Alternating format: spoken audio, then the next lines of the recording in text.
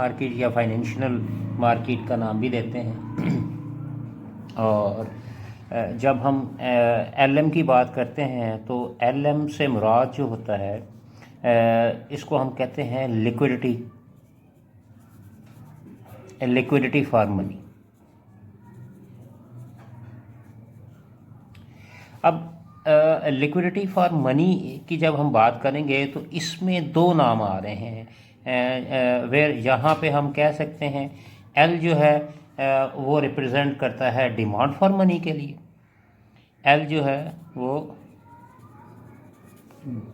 Demand for money को represent करता है, और एम जो है वो सप्लाई ऑफ मनी की बात करता है।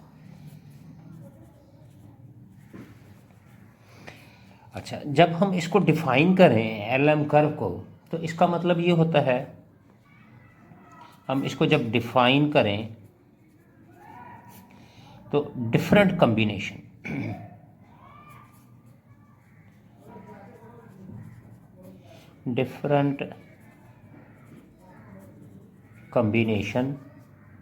of a rate of interest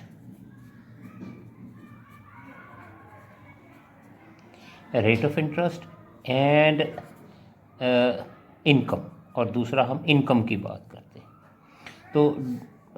तो जब ये दोनों रेट ऑफ इंटरेस्ट और इनकम की बात करते हैं, जहाँ पे हम कहते हैं जो एम डी है that is equal to M S, यानी डिमांड फॉर मनी और सप्लाई ऑफ मनी जो है वो मनी मार्केट में इक्विलिब्रियम लेवल पे होता है। अच्छा, अब जब हम यहाँ पे एम डी और एम एस की बात करते हैं तो सबसे पहले हम एम एस की बात कर लेते हैं। एम एस कहते हैं सप्लाई ऑफ मनी को,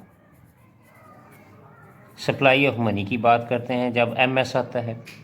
अच्छा, अब इसका जो चूँकि सप्लाई ऑफ मनी जो है इसका कर्व जो होता है वो पैरेलल टू वाई एक्सिस होता है, और इसमें ये एक्सोजिनस वेरिएबल यूज़ करते हैं, शॉर्ट पीरियड के लिए इस्तेमाल होता है। सो एम एस जो होता है that is equal to M O के बराबर होता है।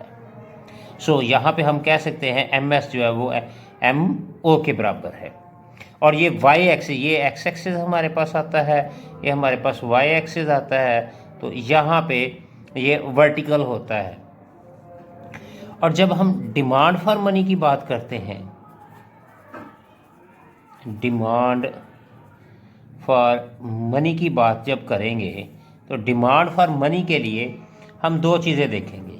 डिमांड फॉर मनी के लिए नंबर वन एक एमटीडी की बात करेंगे और दूसरी हम एमएसडी की बात करेंगे। अब एमटीडी क्या चीज़ है? एमटीडी जो है that is transaction demand for money,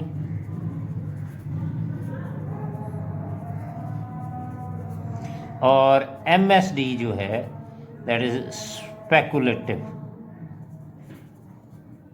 speculative demand for money की बात करते हैं, यानी दो चीज़ें। अब हम इन दोनों को चेक कर लेते हैं। जब हम एमटीडी की बात करते हैं, MTD basically is a function of income, ठीक है जी। तो इसका मतलब ये होता है कि ये इसका इनकम के साथ डायरेक्ट रिलेशनशिप होता है, यानी कि हम यूँ अगर देखें तो एमटीडी जो है इज़ अ पॉजिटिव रिलेशन होता है। यहाँ पे हमारे पास इनकम आता है और यहाँ पे हमारे पास एमटीडी आता है। और इसकी जब हम स्टैंडर्ड पोजीशन देखते हैं तो के इंटू वाई की बात करते हैं एमटीडी में।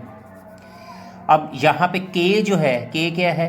के प्रोपोर्शन ऑफ कैश फ्लो है, प्रोपोर्शन ऑफ कैश फ्लो की बात, कैश बैलेंस की बात करते हैं, कैश बैलेंस। और के बेसिकली होता क्या है? That is del MTD over del Y. तो ये हमारे पास आता है जी जब हम के की बात करते हैं। तो हमारे पास जनरल जो इक्वेशन आती है वो हमारे पास आती है के वाई की। और जब हम एम एस डी की बात करते हैं, स्पेकुलेटिव डिमांड की बात करते हैं, तो इसका रिलेशन इंटरेस्ट के साथ होता है। और जब इंटरेस्ट का रिलेशन आता है तो इसका मतलब ये होता है कि ये नेगेटिव रिलेशन होता है।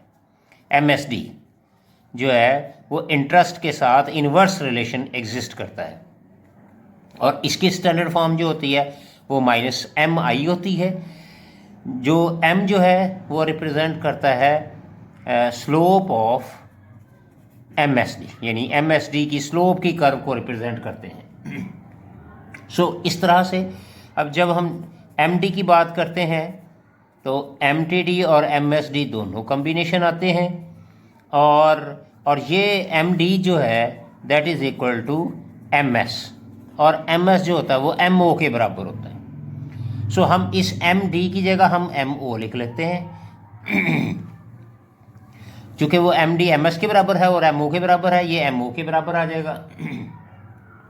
और एम टी डी की अभी हमने इक्वेशन निकाली है दैट इज इक्वल टू के वाई, और एम एस डी को हमने कहा है माइनस एम आई। सो एम ओ के वाई माइनस एम आई, तो इसको अब हम यहाँ पे इनकम के लिहाज से जब हम एल एम की इक्वेशन को निकालेंगे तो ये के वाई जो है वो हमारा इधर ही रह जाएगा, के वाई, और एम को इधर ले आते हैं, एम ओ माइनस एम आई, ये प्लस हो जाएगा। सो वाई मेरे पास क्या आ जाएगा, M O over K plus M over K into Y. तो ये मेरे पास एल एम की इक्वेशन आ जाएगी in terms of Y. L M equation आएगी, L M equation in terms of Y.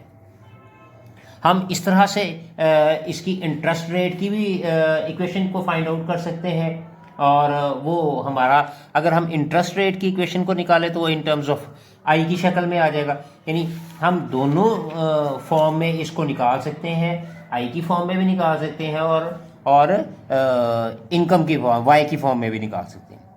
अच्छा, ये मेरे पास एक इक्वेशन आ गई है वाई की जो कि एल एम की इक्वेशन के लिहाज से। अब जब हम स्लोप की बात करते हैं, स्लोप ऑफ एम एस की बात करेंगे एम, तो स्लोप के लिए हमें क्या करना पड़ेगा जी। देखिए हमारे पास इक्वेशन आई है y is equal to M nought over K plus M over K i. अब जब हम स्लोप की बात करेंगे तो इसका मतलब है कि y में चेंज आएगा, जब y में चेंज आएगा तो इसी के साथ हमारा इंटरेस्ट के अंदर भी चेंज आएगा, क्योंकि इनकम का इंटरेस्ट के साथ रिलेशन होगा। तो जब हम इसकी बात करेंगे इसको हम इक्वेशन 1 कह देते हैं, और y में जब चेंज आएगी तो y प्लस डेल वाई हो जाएगा, M O over K plus M over के। अब इसमें चेंज जब लाएगी तो i प्लस डेल आई आ जाएगा, ये हमारे पास इक्वेशन 2 आ जाएगी। अब इन दोनों इक्वेशंस को सॉल्व करेंगे, इन दोनों इक्वेशंस को अगर हम सॉल्व करें तो मेरे पास डेल वाई जो है वो किसके इक्वल आ जाएगा, क्योंकि यहाँ से ये दोनों इक्वेशंस कैंसिल आउट हो जाएंगी, y की इक्वेशन कैंसिल हो जाएगी तो डेल वाई आ जाएगा। इसी तरह से m ओवर के आई और m over K I cancel हो जाएगा, लेकिन मेरे पास क्या बच जाएगा, m ओवर के डेल आई हमारे पास ये रिमेनिंग रह जाएगी। तो हमारे पास फिर del y over del i किसके इक्वल आ जाएगा, m ओवर k के इक्वल आ जाएगा।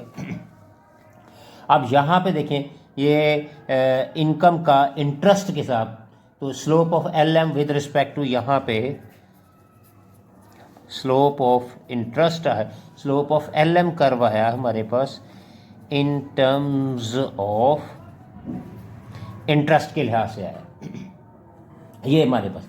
तो जब हम इसकी इक्वेशन लिखेंगे तो इसका मतलब ये है कि ये हमारा y जो है वो इंटरेस्ट के साथ एक रिलेशनशिप एग्जिस्ट करता है, जो कि अब इसमें इस इक्वेशन को हम अगर इसका अगर फंक्शन को चेंज कर दें, और फंक्शन को चेंज करके अगर हम I is a function of income का रखें, तो यानी फंक्शन हम चेंज कर दें, इंडिपेंडेंट को डिपेंडेंट और डिपेंडेंट को इंडिपेंडेंट कर दें, तो मेरे पास क्या यहाँ पे इक्वेशन क्या आ जाएगी, so del i over del Y, तो ये आ जाएगा के ओवर एम के इक्वल आ जाएगा।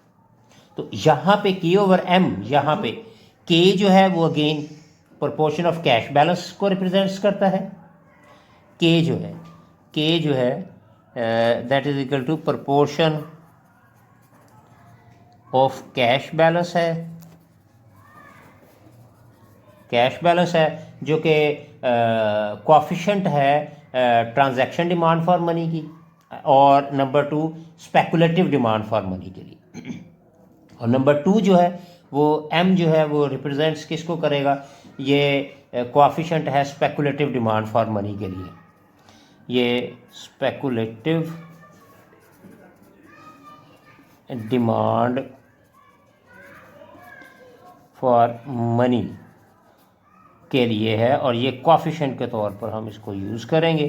तो ये हमारे पास इक्वेशन जो है जी, इसकी इक्वेशन हमारे पास ड्राइव हुई है जो कि slope of L M curve के लिए।